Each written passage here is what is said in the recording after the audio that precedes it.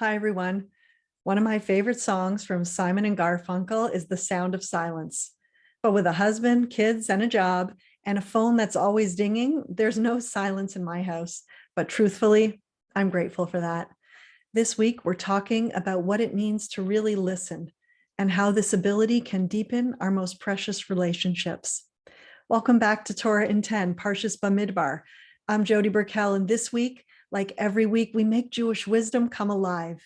If you're new here, welcome. Don't forget to hit the subscribe button so you don't miss a thing. And I really do love to read your comments. So let me know what you think about today's topic. It's almost Shavuot, the unbelievable, widely unknown holiday. I actually never knew about it for most of my life, but we are about to celebrate God giving us the Torah. It's kind of a big deal. We read this Parsha Bamidbar, which translates as in the desert, on the Shabbat before Shavuot. Rabbi Sachs asks us, what's the connection between the two, the desert and the Torah, the wilderness and God's word? Our sages have several interpretations, but for now, we'll focus on a deeply spiritual idea.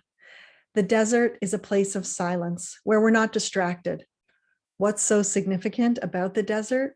Rabbi Sachs says so beautifully, in the silence of the Midbar, the desert, you can hear the medaber, the speaker, and the medubar, that which is spoken, because to hear the voice of God, you need a listening silence in the soul.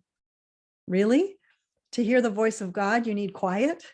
I'm confused because when we walk into any house of study, silence is the last thing you will hear. The room is buzzing with a back and forth of loud, argumentative voices. Judaism is a very verbal culture, a religion of holy words. So is there such a thing as silence in Judaism? Elie Wiesel, alav hasholom, Holocaust survivor, was once asked this question, and he answered, Judaism is full of silences, but we don't talk about them. The silence that counts in Judaism, says Rabbi Sachs, is a listening silence, and listening is the supreme religious art. When we listen, when we make space for others to speak and to be heard, because as my beautiful friend Robin said in today's class, we already know what we know, so we don't learn anything new from speaking. But when we listen to another person, we expand our knowledge and grow, and that's the whole idea. It's similar to when we say the Shema.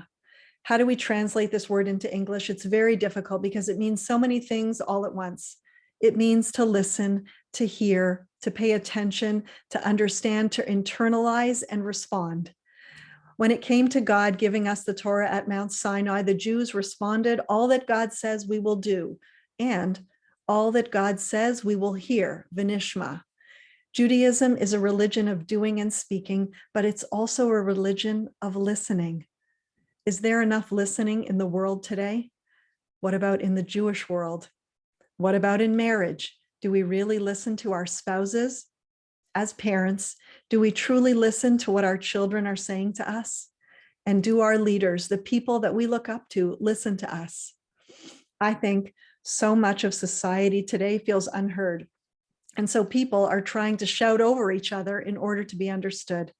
But we know this will never work. It takes a quieting of the soul to really hear one another. God spoke to us, all 3 million of us at Mount Sinai. He's still speaking to us today. But if we can't listen to each other, how will we be able to hear the voice of God? There are times when we need to step back from all the noise. It's gotten louder with emails and smartphones, bing, ding, buzz all the time. Shabbat is my desert, when I can really listen to myself, my loved ones, and to God.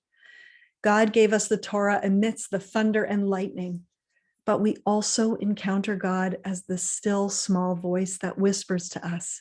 We need to shema, listen in the deepest way to hear his messages to us. I believe he's saying, I love you, I hear you, even when you don't hear me. Let's work on living this message in our own lives, making space for our closest people, because to listen, really listen to another person, is the greatest gift we can give them. Shabbat Shalom, dear friends, and Chag Sameach. I am so ready to celebrate.